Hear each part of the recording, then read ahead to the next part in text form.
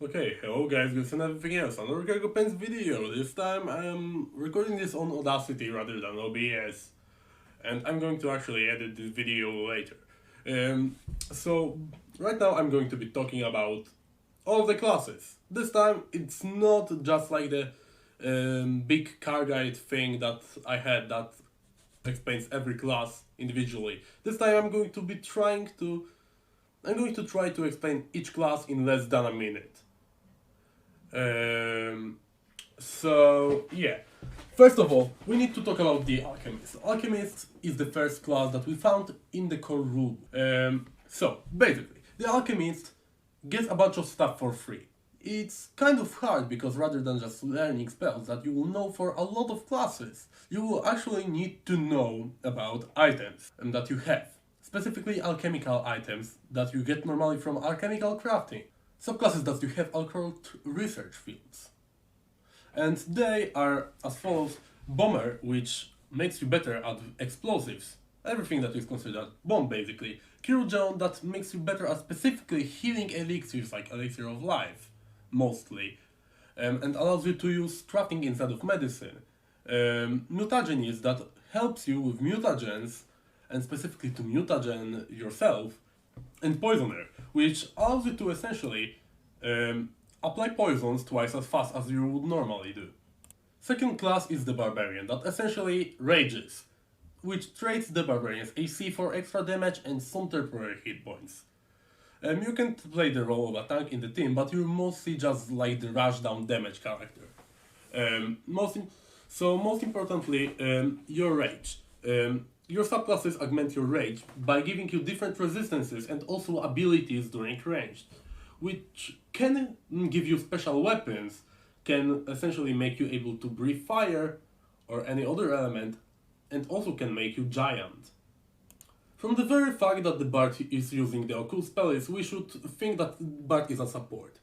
But yes, is a support.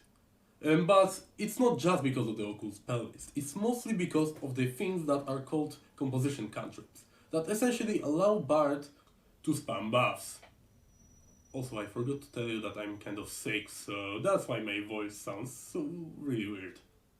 We also have Champion that is really tied to alignment, specifically all alignments on the good and also the evil spectrum, but not on the neutral in terms of morality spectrum. All champions focus on their special reactions that essentially usually work about like giving resistances to your allies if you're good, or if you're evil about dealing damage to the enemies. Also, champion focuses a lot on alignment damage, and just like cleric has deity's domain thing. Speaking of which, cleric. An interesting class because you can essentially play two different classes as clerics. There's a war priest that focuses mostly on melee, and there's a, cloistered cleric. Well, yeah, the very creative name. Cloistered cleric essentially gets domain innate for free. But war priest gets deadly simplicity, also armor up to medium, while normal cleric does not get any armor. And also because they're both spellcasters, then they use spellcasting and wisdom. And yeah, that's a lot. Now, in my opinion, Cloistered Cleric is still way better than the War Priest, because War Priest needs to really balance its stats to even be viable. Because of the special another ability that I'm going to talk about, which is called your font. Well, your font allows you to either pick heal or harm, or pick one of these and then later choose a fit that allows you to essentially just pick both. But this doesn't increase the number of spells that you get from it. And essentially, you get spells that are equal to your highest spell level. And that amount of spells is equal to your charisma bonus. So yeah, you need to use both wisdom, charismas, and you probably need also constitution. And in addition to that, you need some dexterity. So yeah, that's why War Priest stat spread is like really bad. Also, War Priest cannot make its main ability strength, so that's also kinda hinders the War Priest. And I don't mean kinda, I mean kinda a lot. Because you're missing out on normal damage and you're also missing out on so many spells. And you need to like really do a lot of mind stuff to actually get it to work. Now the better cleric, aka druid. Oh, just kidding, just kidding. They're both unique and they're both cool, but druid is my favorite class because not only you have 7 amazing subclasses, you can also take a feat at level 2 that is called Order Explorer. And this allows you to pick another subclass. Yeah, you can have all 7 subclasses as a druid. You don't need to limit yourself. And your subclass give you amazing focus spells. Unless it's the wave order druid. Yeah, because like all of this is like really good with druid. You have primal magic, which covers both healing damage, and also has like some crowd control that also counts as support. So yeah, it's very cool, and you know, it's still only the buff that you ever will need is the fear spell. So yeah, that's why I think that this is a very good class. My most favorite one is, you know, the druid that is called the wild druid, that allows you to essentially get a thing that is called wild shape, that allows you to, depending on your choice of feats, transform into different creatures. Normally you can just transform into small animals, and later at third level into big animals, and it scales. But later you will be able to choose feats that allow you to transform into other humanoids, allow you to transform into dinosaurs, allow you to transform into like a sea serpent, into a phoenix, and also you will be able to turn into a kaiju. Like, this is the coolest thing ever. Next up, we got Fighter, that the most important thing about Fighter is that the Fighter gets +2 to hit with a specific weapon. And starts with essentially just +2 to hit to every weapon, but later it becomes just one weapon, just one specific weapon. But yeah, not only you have +2 to hit, which makes you able to dish critical hits really often, but also you get critical specialization, which essentially makes your crits even better. And yeah, you also additionally get 2 extra feats that you will be able to just switch like spells at the end of the every rest that you take. And also you have a feature that is called Bravery, which makes it so that you resist fear, that essentially just imposes minuses on you.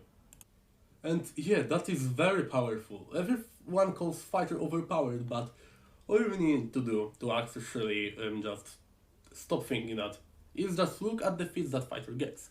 Well, at the start you get, for example, a power attack, which, wow, power attack, it's very strong, yeah. Now let's look another feat. There are way more feats. Now, when you look at it, pretty much every feat takes an action, which is a separate thing. So there aren't really any specific things that are just straight up buffs. So essentially, these are just maneuvers that increase your versatility rather than power. Of course, there are a few exceptions, just like, I think, only an ability that is called Flip and also Pain Resistance are great defensive tools also, but most of the time your feats are not going to be just straight up upgrades, and they are going to be really situational. And also, you don't get a subclass as a fighter. The monk, well, you don't need any armor, you don't need any weapons, because your fists already work just like weapons. Your fist is essentially about as strong as a short sword. And you can even pick things that are called stances that give you passive buffs and also give you special unarmed attacks. And you will later be able to use abilities that are related to these stances. And don't think that you are limited just to using your fist. No. You can take a monastic archer stance to use bows, a shooting star stance to take shurikens, and also you can take monastic weaponry to actually use other like melee weapons for monk.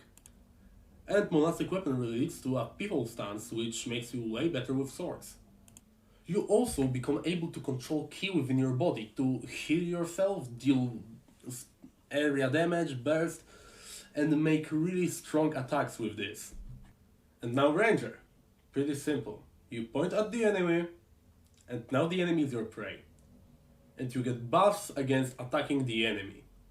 For first, you have Precision that essentially just deals extra damage. You have also Flurry that makes you just hit more often and when you use consecutive attacks.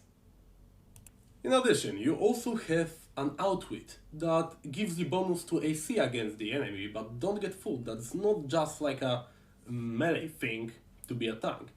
Also, you get bonuses against skill actions against the enemy.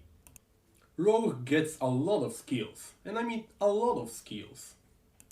Double the amount of skills as a normal character does by level up.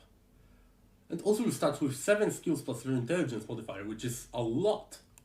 You also have a thing that is called sneak attack, so when you attack a flat-footed enemy, you deal extra damage. So yeah, also for rogue subclasses you can essentially just steal some magic from a mage by taking an Eldritch Trickster, be a scoundrel and steal the spotlight, be a thief and just generally steal, and mastermind to just know a lot of things. Also there is a ruffian that just allows you to hit hard. Sorcerer is a spellcaster.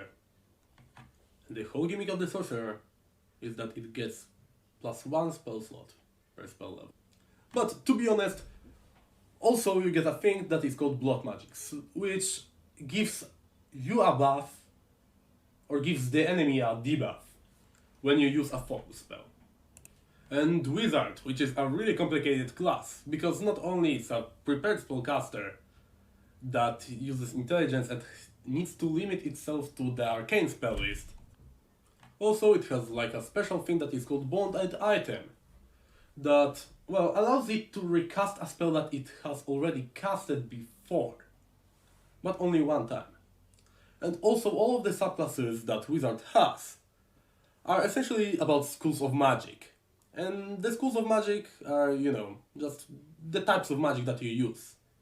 They each give you a special focus spell and also additional spell slot that you can only use for spells from the school of magic. But there's also a universalist that allows you to essentially use your bonded item more times. And also you get one free spell. There's per repertoire, not spell slot. And also you get a thesis that is essentially a small upgrade. Like creating your own custom stuff. Or getting a familiar. Which is just a little bit stronger than normal. It's essentially just worse, which is familiar. And you can, for example, just also blend spells or waste time spending just a spell to get another spell. And that's 10 minutes, which is a lot of time. So yeah, spell blending is just the only viable option. And because spell blending is the only viable option, essentially, it makes the universalist obsolete, essentially. Now, we have another juicy class that is called the Investigator, which is essentially just a roleplay based rogue. Yeah, it's just a rogue, but it has like more roleplay options. For example, just like searching alleys and stuff like this. You can essentially just play Sherlock Holmes. And you use your strategy to find weak points in enemies rather than doing sneak attack. And it will on average deal a little bit more than sneak attack, but it requires some setup. The Oracle, that is essentially a sorcerer, but instead of getting extra spell slots and special effects when you use focus spells, you are a bit more tanky than the sorcerer, but you have a curse that is really weird, it's really hard to keep track of and stuff like this. And it gives you really weird effects that are hard to control. It's very complicated, I'm not going to get into it, just watch my video. It is like an hour long just talking about mostly the cards. This is like my video speedrun of this. Now, this swashbuckler. Imagine a rogue, but you don't get the special, like, additional skill feats. But instead of that, you get a special thing that is called Panache, that is a little boost that you can use to essentially make your attack deal a lot of damage. It's essentially just, just a combat rogue. Just a rogue but more combat. And now Witch. Well, Witch is essentially, remember that wizard that I talked with familiar? Yeah, Witch is just a better version of that. Okay, fine. They also have things that are called hexes, that are mostly debuffs or buffs, or also just damage to enemies. They are essentially just sustained focus spells that do stuff over the course of a few rounds. And now, Magus. Yeah, I needed to make that joke, because kids were probably expecting it. So essentially, Magus is a mix of a martial class plus a wizard. Yeah, that's pretty much it. Just kidding, you have a thing that is called Spell Strike that allows you to channel your spell into a strike, to make your action economy a bit easier. But you need to recharge it, with either a recharge action, or you can use a thing that is called a conflict spell, which is your focus spell, to just recharge it, and also do the effect of the spell. The Summoner is a sorcerer that has less spell slots, and is also a monk. Okay, let me explain. So essentially, you are a summoner, aka a mage that just gets maximum 4 spell slots overall, across your whole journey. But however, you have a little creature that is your bodyguard, that essentially functions similarly to a monk. And both of you share hit points, and also you share your actions. But however, you have a thing that is called Act Together that makes it so that if you take some actions, then your Eidolon, aka your little pet monk, can also take some actions during that. Same vice versa. If your little pet does something, then you also can do something during that.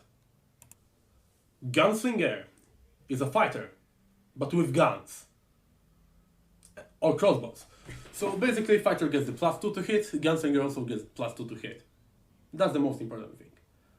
But Gunslinger, instead of resisting fear, Gunslinger resists being controlled. And also Gunslinger gets feats that make it better just with firearms and crossbows. While fighter does, pretty much, at least to my knowledge, doesn't get anything that make the fighter better with firearms or crossbows. However, Gunslinger has subclasses that make it better with different types of shooting. For example, Drifter, that makes it good at shooting and using a sword at once. Triggerbrand, that makes it good at using combination weapons like a axe musket. A Vanguard that makes it better at stuff like shotguns. Also, there's a Sniper that makes it better at sniping. Pistolero that makes it good at using skill actions while also shooting to make the shooting easier. And there's a Spellshot that makes you able to deal a bunch more damage with your bullets via magic. And also the Spellshot makes it easier to take Beast Gunner. And Beast Gunner is an archetype that every class can take. It essentially allows you to combine beasts with guns and get stuff like Octopus Cannon. Inventor, pretty simple class. So, essentially, take either armor, weapon, or a little robot that you've built, and you can upgrade it. And also, you can overcharge yourself, aka give yourself essentially just a buff to damage. Also, you get ranks in crafting for free, which is really good. There's also Psychic, that unlike other spellcaster, doesn't get focus spells. Instead of that, you get things that are called Psy-cantrips, which are like normal cantrips, but they are better than normal cantrips. But that I quite literally mean that you, for example, have Telekinetic Projectile, and because it's a cantrip, that is a Psy cantrip, it gets additional range. but also you can amp it, which will make it deal more damage. So yeah, essentially you just have buffed cantrips that you can buff even further. But you have less spell slots. However, you can increase your efficiency by unleashing your psyche, which will allow you to essentially use actions with a psyche trait, which you get from your second subclass that you also get. And the second subclass determines what kind of ability do you use for casting, aka either intelligence or charisma. Also, after your psyche is unleashed, you for like a moment get some brain damage. And I don't mean that in a sense that you get mental damage, I mean that you become stupefied, like you straight up become unable to just think properly. And just you have hard time casting spells. But that's temporary, so just make sure that you know when unleashing your psyche is a good thing. And the last class, aka the Thaumaturge. Well, Thaumaturge is a weird class because it has two gimmicks that are incredibly weird. First one is that instead of just normal subclasses, it gets things that are called implements, that are essentially just unique magic items for the Thaumaturge. You'll have up to 3 of these implements at the end of the game, and also the implements, some of them that you choose will get upgraded to certain points. And the second one is called Exploit Vulnerability, which, well, it's quite hard to just communicate it, but you essentially can either find the enemy's weakness and just make it so, okay, the enemy that already has a weakness, I can use this weakness to my advantage. For example, you find a werewolf that is weak to silver, but you, for example, use Moonstone that you have in your bag, because Thaumaturges just have random stuff in their bags for some reason. And you just like throw the Moonstone and just cut it with a sword as you attack the werewolf. And then it takes the weakness damage. Or you can make a custom weakness for the enemy. And the custom weakness is called Personal Antithesis. And yeah, it already sounds like, you know, really morally ambiguous. And yeah, that little thing essentially makes it so, hey, now I realize that enemy has a nut allergy. I will stab my sword into a nut and then stab this guy to make him have an allergic reaction. Or also you can do something to trigger the enemy's PTSD. At the time of the recording of this video, that's pretty much every class that has been added so far. Like, in summer this year, there will also be the kineticist, but I'm not going to just like delete this video and record it with kineticist already in the game. I'm just going to add it to like my playlist that is called Car Guide. And wow, I think that right now it just popped up somewhere over here and you can click it just to like see the videos that I record on these classes. Also, I guess smash that subscribe button or something.